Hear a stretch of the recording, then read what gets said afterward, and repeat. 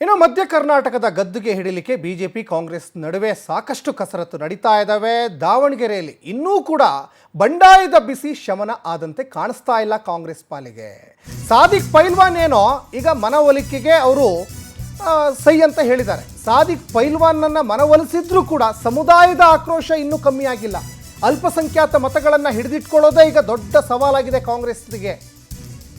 ಈಗಾಗಲೇ ಬಿಜೆಪಿ ಪರ ಪ್ರಚಾರವನ್ನು ಮುಸ್ಲಿಂ ಸಮುದಾಯ ಈಗ ಮಾಡ್ತಾ ಇದೆ.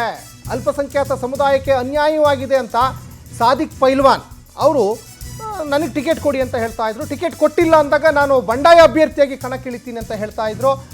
ಹೇಗೋ CM DCM ಎಲ್ಲ ಅವ್ರನ್ನ ಮನವೊಲಿಸುವಲ್ಲಿ ಸಕ್ಸಸ್ ಆಗಿದ್ದಾರೆ. ಇನ್ನೊಂದು ಕಡೆ ನೋಡಿ, ಹೈಕಮಾಂಡ್ವರೆಗೂ ಹೋಗಿದ್ರು ಜಮೀರ್ ಅಹಮದ್ ಖಾನ್ ಮುಸ್ಲಿಂ ಸಮುದಾಯದವರಿಗೆ ಟಿಕೆಟ್ ಕೊಡಬೇಕು ಅಂತ ಲಾಬಿ ಮಾಡಲಿಕ್ಕೆ. ಕೊನೆಗೂ ಸಚಿವ ಜಮೀರ್ ಅಹಮದ್ ಖಾನ್ ಪ್ರಯತ್ನ ವಿಫಲವಾಗಿದೆ.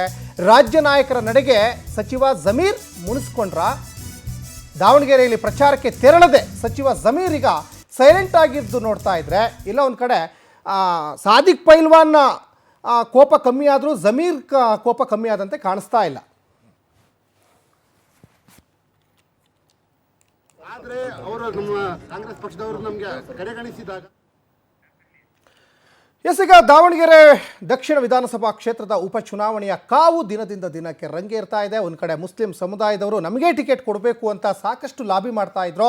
ಮುಸ್ಲಿಂ ಸಮುದಾಯದ ಪರವಾಗಿ ಸಚಿವ ಜಮೀರ್ ಅಹಮದ್ ಖಾನ್ ಕೂಡ ಸಾಕಷ್ಟು ಹೈಕಮಾಂಡ್ ಮಟ್ಟದಲ್ಲೂ ಕೂಡ ಲಾಬಿ ಮಾಡಿದ್ರು ಕೂಡ ಸಂಪೂರ್ಣವಾಗಿ ಈಗ ವಿಫಲವಾಗಿದ್ದಾರೆ. ಮತ್ತೊಂದು ಕಡೆ ಸಾದಿಕ್ ಪೈಲ್ವಾನ್ ಯಾರು ಹೇಳಿದ್ರು ನಾನು ಕೇಳಲ್ಲ, ನಾನು ಬಗ್ಗಲ್ಲ, ನಾನು ಜಗ್ಗಲ್ಲ, ನಾನು ನಿಂತೇ ನಿಲ್ತೀನಿ, 100% ನಾನು ಗೆದ್ದೇ ಗೆಲ್ತೀನಿ ಅಂತ ಮೊನ್ನೆ ಎಲ್ಲ ಸಾಕಷ್ಟು ಅಬ್ಬರದ ಪ್ರಚಾರ ಮಾಡಲಿಕ್ಕೆ ಮುಂದಾಗಿದ್ರು. ಈಗ ನೋಡಿದರೆ ಈಗ